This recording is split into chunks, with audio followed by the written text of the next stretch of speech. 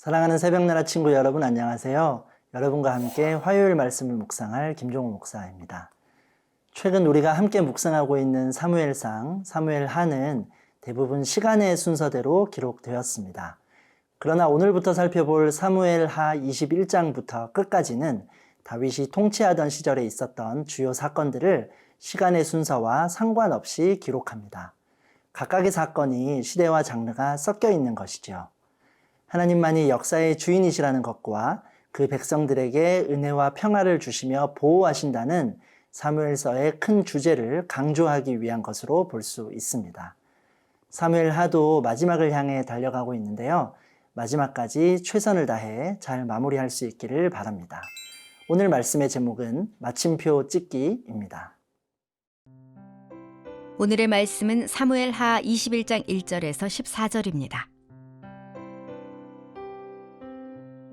다윗이 다스리던 시대에 3년 동안 계속 기근이 들었습니다. 이에 다윗이 여호와께 간구했더니 여호와께서 말씀하셨습니다. 사울과 피로 얼룩진 그 집안 때문이다. 그가 기브온 사람들을 죽였기 때문이다. 왕은 기브온 사람들을 불러 말했습니다. 그 당시 기브온 사람들은 이스라엘의 자손이 아니었고 아모리 사람들 가운데 살아남은 사람들이었습니다. 이스라엘 사람들은 그들을 살려두겠다고 맹세했지만 사울이 이스라엘과 유다를 향한 열심이 지나쳐서 그들을 죽였던 것입니다. 다윗이 기브온 사람들에게 물었습니다. 내가 너희에게 어떻게 해주면 좋겠느냐? 내가 또 무엇으로 보상해주면 너희가 여호와의 유업을 위해 복을 빌겠느냐? 기브온 사람들이 다윗에게 대답했습니다. 사울과 그 집안과 우리의 분쟁은 금이나 은으로 해결될 문제가 아닙니다. 더구나 우리에게는 이스라엘 사람들을 죽일 권리가 없습니다. 다윗이 물었습니다. 그렇다면 내가 너희를 위해 무엇을 어떻게 해주면 되겠느냐? 그들이 왕께 대답했습니다. 사울은 우리를 멸망시키고 우리를 두고 음모를 꾸며 이스라엘 영토 안에 붙어있지 못하게 한 사람입니다. 사울의 자손들 가운데 남자 7명을 우리에게 넘겨주십시오. 그들을 여호와께서 선택하신 왕 사울의 고향 기브아에서 여호와 앞에서 매달아 죽이겠습니다. 그러자 왕이 말했습니다. 내가 그들을 너희에게 넘겨주겠다. 왕은 사울의 손자이며 요나단의 아들인 무비보셋은 아껴두고 내주지 않았습니다. 다윗과 사울의 아들인 요나단이 여호와 앞에서 한 그 맹세 때문이었습니다. 왕은 아야의 딸 리스바가 낳은 사울의 두 아들 알모니와 무비보셋과 사울의 딸 메랍이 무홀라 사람 바르실레의 아들인 아드리엘에게 낳아준 5 아들들을 데려다가 기브온 사람들에게 넘겨주었습니다. 기브온 사람들이 그들을 여호와 앞에서 산에 있는 나무에 매달자 7명은 모두 함께 죽었습니다. 그들이 죽임당한 것은 첫 수확기였고 보리 추수가 시작될 무렵이었습니다. 아야의 딸 리스바는 굵은 배를 가져다가 자신을 위해 바위 위에 펴고 앉아서 추수가 시작될 때부터 하늘에서 비가 쏟아져 내려 그 시체가 젖을 때까지 낮에는 공중의 새들이 밤에는 들짐승들이 시체를 건드리지 못하게 지켰습니다. 다윗이 아야의 딸이자 사울의 첩인 리스바가 하는 일을 전해 듣고 그리로 가서 사울과 그 아들 요나단의 뼈를 야베스 길르아 사람들에게서 찾아왔습니다. 사울이 길보아에서 쓰러진 뒤 블레셋 사람들이 벳산 광장에서 그들을 목매달아 두었는데 야베스 길르아 사람들이 그 뼈들을 남몰래 가져갔던 것입니다. 다윗이 다스리던 시대에 3년 동안 기근이 있었습니다. 본문 1절 말씀입니다. 다윗이 다스리던 시대에 3년 동안 계속 기근이 들었습니다. 이에 다윗이 여호와께 간구했더니 여호와께서 말씀하셨습니다. 사울과 피로 얼룩진 그 집안 때문이다. 그가 기브온 사람들을 죽였기 때문이다. 기근이 오랫동안 있게 되자 다윗은 하나님께 기도했고 하나님께서는 이스라엘 땅에 3년 기근이 오게 된 것이 사울이 기브온 사람들을 죽였기 때문이라고 말씀하셨습니다. 기브온 사람들은 아주 오래전 가나안 땅에 있던 사람들로 본래 이스라엘 백성이 아니라 아모리 사람들 가운데서 살아남은 자들이었습니다. 이스라엘이 가나안을 정복할 때 그 땅에서 쫓아내야 했던 자들이었지요. 기브온 사람들은 이 사실을 알고 여호수아를 속여 평화 조약을 맺게 되었습니다. 여호수아는 나중에 기브온 사람들이 거짓말한 것을 알게 되었지만 하나님의 이름으로 약속했기 때문에 그들을 쫓아내지 못했습니다. 기브온 사람들은 이스라엘 중에서 나무를 패고 물깃는 자가 되었습니다. 그런데 사울이 과도한 열심으로 기브온 족속을 학살한 일이 있었습니다. 이는 하나님 앞에서의 언약을 명백하게 파기한 것이므로 기브온 사람들의 용서를 얻지 못한다면 언약 파기에 대한 책임에서 벗어나지 못할 수 있었습니다. 이에 다윗은 기브온 사람들을 불러 그들의 요구를 들어주겠다고 제시합니다. 다윗이 저지른 죄가 아니었지만 이스라엘이 기브온과의 언약을 깨트린 셈이기에 다윗이 왕으로서 책임을 지고 회복을 위해 용서를 빈 것이죠. 기브온 사람들은 사울의 집안 사람 7을 요구했고 다윗은 이에 응하게 됩니다. 사울은 기브온 사람들을 학살함으로 하나님 앞에서 있었던 약속을 어기게 되었습니다.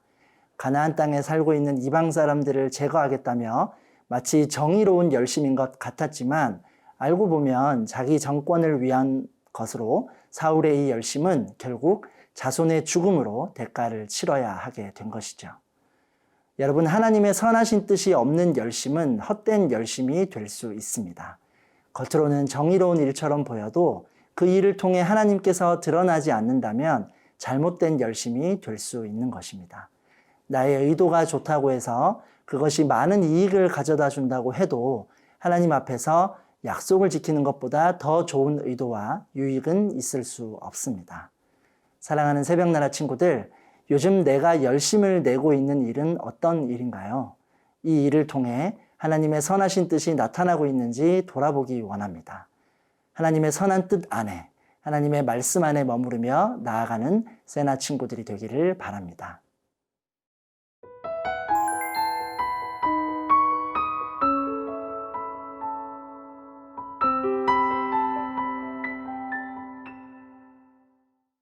다윗은 그들의 요구를 들어주기로 하는데 요나단의 아들 므비보셋은 보호합니다. 본문 7절 말씀입니다. 왕은 사울의 손자이며 요나단의 아들인 므비보셋은 아껴두고 내주지 않았습니다. 다윗과 사울의 아들인 요나단이 여호와 앞에서 한 그 맹세 때문이었습니다. 다윗은 요나단과의 언약을 기억해 그 아들 므비보셋은 내주지 않습니다. 자신이 하나님 앞에서 맺은 언약을 기억하며 언약에 따른 은혜를 베푼 것입니다.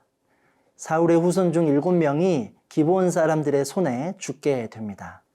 이러한 안타까운 죽음이 있었지만 당시 율법은 피 흘림을 받은 땅은 그 피를 흘리게 한 자의 피가 아니면 용서받을 수 없다고 했기 때문에 기브온 사람들도 이렇게 요구한 것이고 다윗도 응하게 된 것입니다.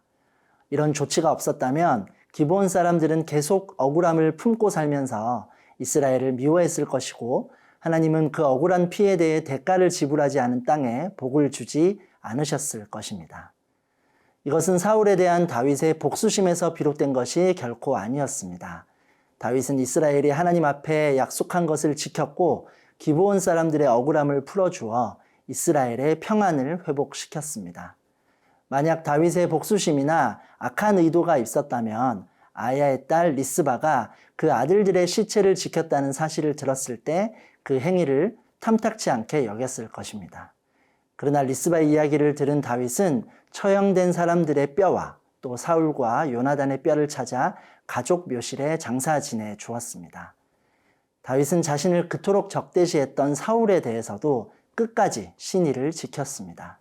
이런 다윗의 모습을 보신 하나님은 그의 기도를 들으시고 그 땅의 기근이 그치게 하셨습니다. 비를 내려 주신 것이죠. 다윗은 기브온 사람들과 사울의 가족들까지도 존중하며 그의 책임을 다하고자 했습니다. 여러분, 하나님 앞에서의 약속을 지키지 않은 사울의 죄로 인해 그의 자손들이 목숨을 잃어야 했고 이스라엘도 3년 기근이라는 어려움을 겪게 되었습니다. 이처럼 죄에는 반드시 대가가 따릅니다. 또 그 죄의 결과가 지금뿐만 아니라 또 언젠가 나타나게 될 수 있습니다. 사랑하는 새벽나라 친구들, 혹시 오랫동안 외면하고 또 잊어버리고 있었지만 오늘이라도 마침표를 찍어야 할 나의 일상 속 죄의 문제가 있나요? 하나님께 돌이키며 회개함으로 마침표를 찍을 수 있기를 원합니다. 하나님의 말씀과 약속을 소중히 여기며 나아가는 여러분이 되기를 소망합니다. 사랑의 하나님, 우리의 삶이 날마다 하나님의 말씀 안에 머무르게 하시고 죄로부터 하나님께 돌이키게 하시어 하나님의 선하신 뜻을 온전히 나타내며 살아가는 은혜가 있도록 인도하여 주옵소서. 예수님의 이름으로 기도합니다. 아멘.